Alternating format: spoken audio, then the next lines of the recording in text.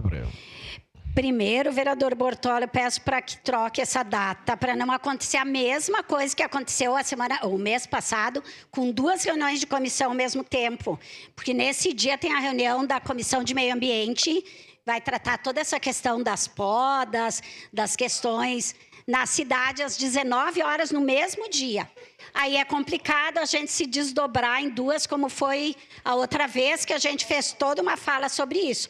Está mantida a do meio ambiente, dia 29, né, vereador? Então, pois é.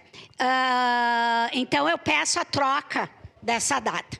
Outra coisa, em relação a esse pedido, acho que muito foi falado aqui, e eu concordo com muitas coisas, especialmente quando se fala que o município tem que entender e tem que saber comunicar. Não é a primeira vez que se fala isso. O município comunica muito mal. Das duas, uma, como foi colocado aqui. Ou o município comunica mal, ou a gente está ficando no mundo paralelo mesmo. Porque está muito nítido. E, inclusive,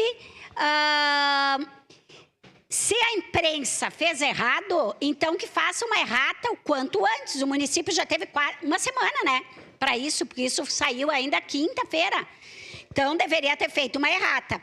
A segunda coisa que eu queria colocar é que ainda em 2010, esses contratos, eles tiveram a prorrogação a partir de um documento feito pelo então procurador do município.